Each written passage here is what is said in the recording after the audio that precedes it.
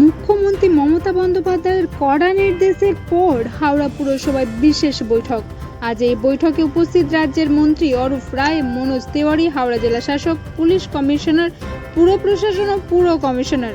মুখ্যমন্ত্রীর নির্দেশের পর হাওড়া শহরের সামগ্রিক উন্নয়ন কিভাবে আরো ত্বরান্বিত করা যায় তা নিয়ে আলোচনা হয়।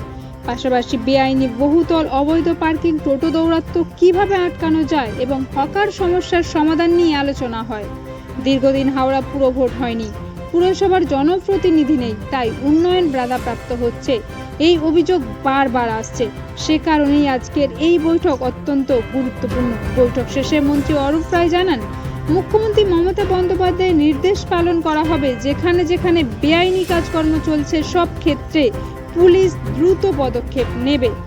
এছাড়াও বেআইনি জায়গায় টোটো পার্কিং করা যাবে না, তাদের জন্য নির্দিষ্ট একটি জায়গা করে দেওয়া হবে। পুরোটাই আইনের অনুশাসনের মধ্যে নিয়ে আসা হবে। এছাড়া টোটো মালিকদের জন্য সতর্ক বার্তা, টোটো মালিকদের নিজের টোটো নিজেকেই চালাতে হবে। একাধিক টোটো কিনে ভাড়া দিয়ে রোজগার করলে চলবে না। বেআইনি কাজকর্মে যুক্ত যারা, তাদের ক্ষেত্রে জামিন অযোগ্য ধারায় মামলা দায়ের করা হবে। এর পাশাপাশি বেআইনি নির্মাণ ক্ষেত্রে একই পদক্ষেপ জারি করা হবে। ক্রীড়া প্রতিমন্ত্রী মনোজ তিওয়ারি জানান, হাওড়া শহরে প্রচুর বেআইনি টোটো চলাচল করছে। কিভাবে এই টোটো চলাচলের সমস্যার সমাধান করার এবং শহরকে সুন্দর রাখা যায় তা নিয়ে নানান বিষয় আলোচনায় উঠে এসেছে এদিনের বৈঠকে।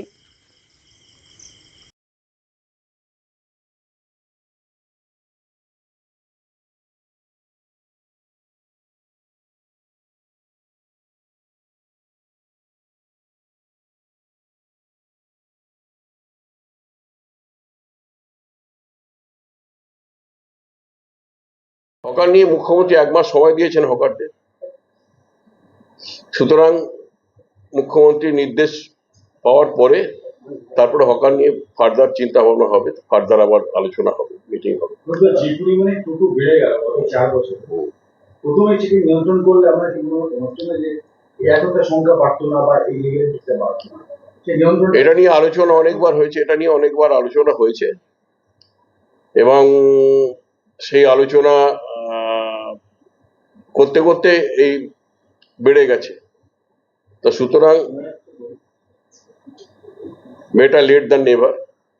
আমরা শুরু করেছি আলোচনা যাতে টোটোকে কন্ট্রোলে আনা যায়, এবং টোটো হাইকোর্টের অর্ডার হচ্ছে ই-রিক্সা, তা ই-রিক্সা যাতে ই-রিক্সায় ট্রান্সফার করা যায় এবং সেটা আইনের অনুশাসনের মধ্যে যাতে আসে, তার জন্য প্রশাসন সব রকম ব্যবস্থা নেবে।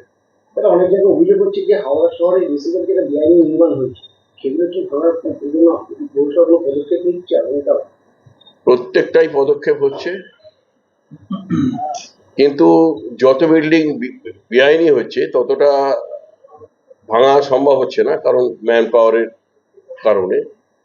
তো সুতরাং পুলিশ প্রত্যেকটা ক্ষেত্রে কর্পোরেশন এফআইআর করবে, পুলিশ তাদের বিরুদ্ধে গ্রেপ্তারের ব্যবস্থা করবে যারা বেআইনি করবে। সব ক্ষেত্রেই কথা হচ্ছে, সমস্ত কমিশনারেট এলাকা নিয়ে বিস্তারিত আলোচনা হয়েছে, এবং যে মুখ্যমন্ত্রীর যে নির্দেশ, সেই নির্দেশ যথোপযুক্ত পালন করা হবে। এবং সেই সঙ্গে যেখানে যেখানে বেআইনি হচ্ছে, যেখানে যেখানে বেআইনি কার্যকলাপ হচ্ছে, সে বেআইনি বিল্ডিং এর ক্ষেত্রেই হোক, বেআইনি পার্কিং এর ক্ষেত্রেই হোক, বেআইনি টোটোর ক্ষেত্রেই হোক, বেআইনি জলাশয় বোঝানোর ক্ষেত্রেই হোক, সর্বক্ষেত্রে পুলিশ খুব স্ট্রং অ্যাকশন নেবে। লিস্ট তৈরি হচ্ছে, ডিএম, এসপি, কমিশনার এরা আলোচনা করে লিস্ট তৈরি করছে। এসব নিয়েও আলোচনা হয়েছে, যেখানে সেখানে টোটো নির্দিষ্ট স্ট্যান্ড করা হবে, এবং টোটো একটা আইনের অনুশাসনের মধ্যে নিয়ে আসা হবে। টোটো আমরা কারোর আনএমপ্লয়েড ইউথ যারা, তাদের নিশ্চয়ই আমরা অন্য কেড়ে নিতে চাই না, কিন্তু তাই বলে এটাকে অনুশাসনের মধ্যে, আইনের শাসনের মধ্যে তাদেরকে রাখতে হবে, এবং তারা কখনোই যাতে,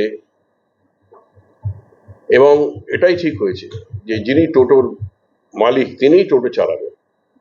ওই আমার পয়সা আছে, আমি 50টা টোটো কিনে ফেললাম, কিনে ফেলে টোটাকে আমি বেকার ছেলেগুলোকে ডেকে ভাড়া দিয়ে দিলাম, এটা করা যাবে না কোনোভাবে, এটাকে বন্ধ করতে হবে। সেটা নিয়ন্ত্রণ করার জন্য তো এর আগে এটা নিয়ন্ত্রণ করার জন্য অলরেডি ডিএম তালিকা তৈরি করছেন, টোটো ম্যানুফ্যাকচারার গুলোর সঙ্গে বসবেন, ডিলারদের সঙ্গে বসবেন, আলোচনা করবেন, করে একটা সিদ্ধান্তে আসা যাবে। বহু টোটো তো তোমার মানে নাম্বার প্লেট ছাড়াই ঘোরাঘুরি করে। সেগুলো নিয়েই তো আলোচনা হয়েছে, সেগুলো নিয়ে আলোচনা হয়েছে। এটা আইনের শাসনের মধ্যে আনা, এটা জেলা প্রশাসন নিশ্চয়ই করবে।